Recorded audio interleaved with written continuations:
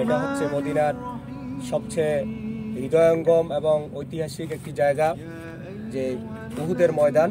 নবীজি সাল্লাল্লাহু আলাইহি ওয়াসাল্লাম 1000 বাহিনী নিয়ে আসছিলেন। প্রতিমধ্যে আব্দুল্লাহ ইবনে উবাই, সে ছিল মুনাফিক সর্দার মদিনার। সেই মুনাফিক 300 জন নিয়ে পিছন থেকে অজুহাত দিয়ে ফিরে চলে গেছে। আর বাকি 700 জন নিয়ে নবীজি এই ময়দানে তাদেরকে প্রতিহত করে রাসূল সাল্লাল্লাহু আলাইহি ওয়াসাল্লামের দাঁত মোবারক পাথরের আঘাতে ভেঙে যায়, রক্তাক্ত হয়ে যায় এই ময়দান।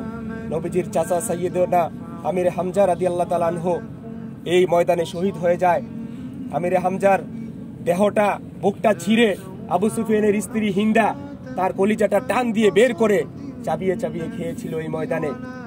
মহিলারা যারা মক্কা থেকে এসেছিল, তারা মুসলমানদের কান চোখ কেটে গলার মালা বানিয়ে এই ময়দানে তারা সেদিন এক বিভৎস এক দৃশ্যের অবতারণা করেছিল এই ময়দানে। প্রিয় ভাইয়েরা, সেই বদর যুদ্ধের প্রতিশোধ নেওয়ার জন্য তারা এত হিংস্র হয়েছিল। রাসূল সাল্লাল্লাহু আলাইহি ওয়াসাল্লাম আহত হয়ে পড়ে গিয়েছেন। যুদ্ধ শেষ, বিজয় যুদ্ধ একবারে লন্ডভন্ড হয়ে যায় রাসূলের নির্দেশ অমান্য করার কারণে। কাফেররা এক অর্থে বিজয় অর্জন করে। মুসলমানরা তাদের 70 জন সাহাবী কেরাম, আমির হামজা, হানজালা সহ 70 জন সাহাবী মুহূর্তের মধ্যে এই ময়দানে তাদের জীবন আল্লাহ রাস্তায় কোরবানি দিয়ে দিতে হয় এই উহুদের ময়দানে।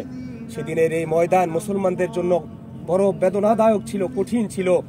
আল্লাহর নবী সাইয়্যিদনা মুহাম্মদুর রাসূলুল্লাহ সাল্লাল্লাহু আলাইহি ওয়াসাল্লাম যখন হুঁশ ফিরে আসে, তখন তিনি বললেন, হে সাহাবায়ে কেরাম, তোমরা লাশগুলো সব একসাথে করো। লাশগুলো গনে গনে দেখলো যে 2 জনের লাশ খুঁজে পাওয়া যাচ্ছে না। এমন সময় একজন যুবতী মহিলা নবীজির কাছে এসে বলল, ইয়া রাসূলুল্লাহ, ইয়া হাবিবাল্লাহ, আপনি কি আমাকে চিনেন? কয়, না, আমি তো তোমাকে চিনি না। ইয়া রাসূলুল্লাহ, আমি হানজালার স্ত্রী। গতকাল রাত্রে আপনি একটি বিবাহ পড়িয়েছিলেন, মনে আছে আপনার? হ্যাঁ, আমি তো হানজালার বিয়ে পড়িয়েছিলাম এবং হানজালার বিয়েতে আমি এত খুশি হয়েছি, আমি নিজ হাতে সবাইকে খেজুর খাওয়াইছিলাম। ইয়া রাসূলুল্লাহ, আমি সেই হানজালার স্ত্রী। আমার বাসর ঘরে আমার স্বামী, দেখেন আমার এখনো মেহেদি শুকায়নি। আমার স্বামী বাসর ঘরে, আমার স্বামী যুদ্ধের ময়দানের ডাক এসেছে। আমার স্বামী যাওয়ার সময় আমাকে বলল, হে প্রিয়তমা, আমি চলে যাই, যদি ফিরে আসি দেখা হবে, আর যদি ফিরে না আসি তোমার সাথে দেখা হবে আমার জান্নাতে। এই কথা বলে হানজালা বেরিয়ে আসে। আজকের এই ময়দানে হানজালা শহীদ হয়ে গিয়েছি ইয়া রাসূলুল্লাহ। কিন্তু একটি কথা, উহুদ যুদ্ধে যারা শহীদ হয় মুসলমান, তাদেরকে তো গোসল দেওয়া হয় না, তাদেরকে নিজ কাপড়েই দাফন করা হয়। হানজালার উপরে গোসল ফরজ ছিল, তে গোসল করে যেতে পারেনি। ইয়া রাসূলুল্লাহ, আপনি হানজালার একটু গোসলের ব্যবস্থা করেন। রাসূল সাল্লাল্লাহু আলাইহি ওয়াসাল্লাম এই কথা শুনে 2 চোখ দিয়ে শুধু পানি ঝরছে, কাঁদছে। রাসূল সাল্লাল্লাহু আলাইহি ওয়াসাল্লাম সেই মহিলার কথা শুনে সাহাবায়ে কেরামগণ সব লাশগুলো একসাথে করছিল। গনে গনে দেখে 2 জনের লাশ পাওয়া যায় না। একজন হলো আমির হামজা, সাইয়্যিদনা আমির হামজা রাদিয়াল্লাহু তাআলা আনহু, এবং হানজালার 2 জনের লাশ খুঁজে পাওয়া যাচ্ছে না। নবীজি সবাইকে বললেন, খোঁজো তোমরা। অবশেষে দেখতে পেলেন যে হযরত জিবরাইল আলাইহিস সালাম আকাশ থেকে 2 জনের লাশ গোসল দিয়ে দাফন কাফন করিয়ে আকাশ থেকে জমিনে নিয়ে আসতেছে। সুবহানাল্লাহ। আল্লাহ রাব্বুল আলামিন হযরত হানজালা এবং আমিরে হামজার এই যে কোরবানি, আমিরে হামজা ছিল নবীজির চাচা, তিনি শহীদদের সর্দার, তিনি এত প্রিয় চাচা ছিলেন নবীজির। সেই নবীজির রাসূল সাল্লাল্লাহু আলাইহি ওয়াসাল্লামকে, ইসলামকে বাঁচাতে যে তিনি এই ময়দানে শহীদ হন। শহীদ হননি শুধু, তার বুকটা 2 ফার করে কলিজাটা টান দিয়ে ছিঁড়ে খেয়েছিল হিন্দা, আবু সুফিয়ানের স্ত্রী। নবীজি সাল্লাল্লাহু আলাইহি ওয়াসাল্লাম খুব কষ্ট পেয়েছিলেন এই যুদ্ধে, হিন্দার এই আচরণে। আল্লাহ রাব্বুল আলামিন ফেরেশতা জিবরাইল আলাইহিস সালামকে পাঠিয়ে বললেন, হে জিবরাইল, তুমি তোমার বাহিনী নিয়ে হানজালা এবং আমির হামজার লাশ 4th আসমানে নিয়ে আমার হাউজে কাউসারের পানি দিয়ে এবং মেশক আম্বরের সেই আতর দিয়ে, খুশবু দিয়ে তাদেরকে দাফন করো।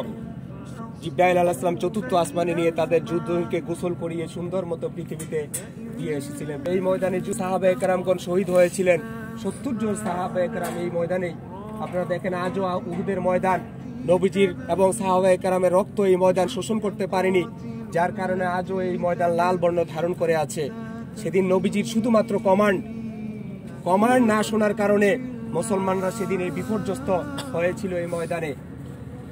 যখন এই মক্কা বিজয়ের সময় 8ম হিজরিতে যখন মুসলমানরা মক্কা বিজয় করেছিলেন, তখন আবু সুফিয়ানও মুসলিম হয়েছিলেন, তার স্ত্রী হিন্দ মুসলিম হয়ে গিয়েছিল, ভয়ে মুসলিম হয়ে গিয়েছিল। কিন্তু নবীজি মক্কায় যে একটা কথা বলেছিল, হিন্দা মুসলিম হলেও আমি তাকে ক্ষমা করে দিয়েছি, কিন্তু সে যেন কোনোদিন আমার চোখের সামনে না আসে। হিন্দা যদি আমার চোখের সামনে আসে, আমার চাচার কথা স্মরণ হয়ে যায়। আমি আমার চাচার সেই বিভৎস চেহারা আমি আজও ভুলতে পারি না, আমির হামজার কথা। এজন্য নবীজি বলেছিলেন হিন্দা যেন আমার চোখের সামনে কখনো না আসে। এর ভিতরে দুইটা কবর আছে, বাউন্ডারি দেখা যায়। একটা হলো সাইয়েদনা আমির হামজা, আরেকটা হলো হানজালার কবর।